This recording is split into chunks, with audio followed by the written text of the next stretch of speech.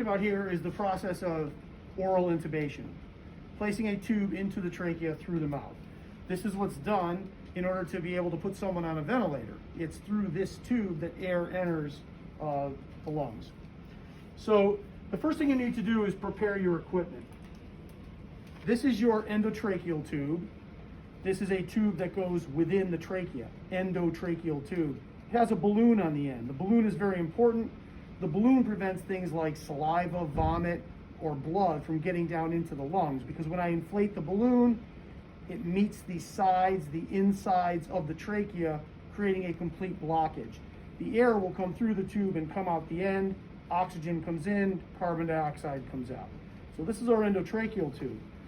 This endotracheal tube is kind of wiggly and soft so that it doesn't damage the trachea.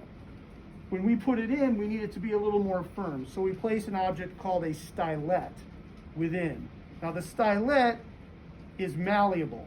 So I can bend the shape of the tube so that I can get it where I want it to go. And even if it's bent, I can still remove it afterwards, because this is malleable as well, but less so than the endotracheal tube.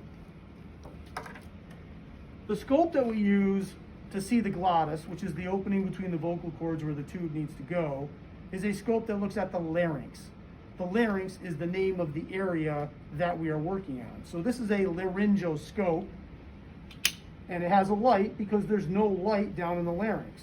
This is called a Macintosh blade that's curved. The laryngoscope is always held in the left hand, regardless of whether you are right or left-handed.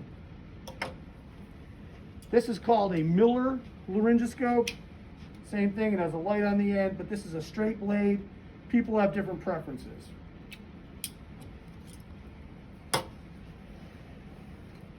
This is called a bag valve mask. When someone is not intubated, we put this mask on their face and we can breathe through them through this. Oxygen comes in from the wall, and the exhaled gas goes through this valve. Therefore, it's called a bag valve mask. But when we have the person intubated with that tube, the tube connects here also, so we can breathe for the patient through the endotracheal tube.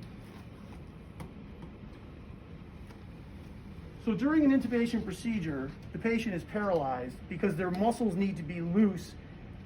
It prevents them from biting down on the tube, and it also prevents their vocal cords from coming together and preventing you from getting the tube in.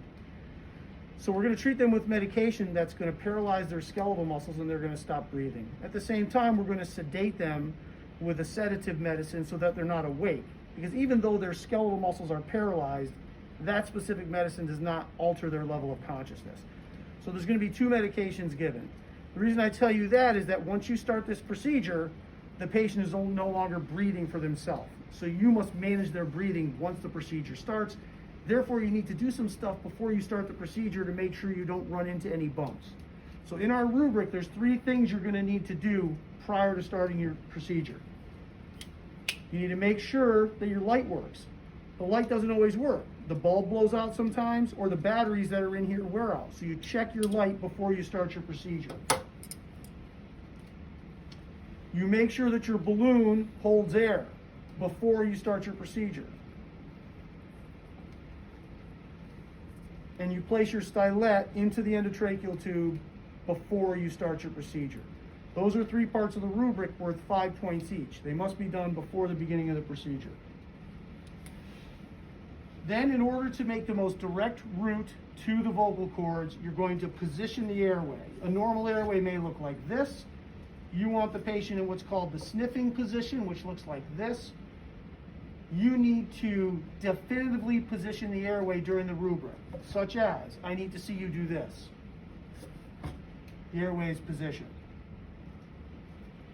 Then you're going to insert the laryngoscope at this point, purely for the sake of giving you visibility and lifting the tone. And you're going to use your suction, which is connected to the wall by a tube that's not here right now, providing suction to suck away all the saliva or vomit or blood or whatever's in here, so that during your procedure, those liquids do not go down into the lungs. Now, after your airway is suction clear, you're actually going to use your laryngoscope and find the vocal cords. And then you are going to actually insert your tube with the balloon deflated.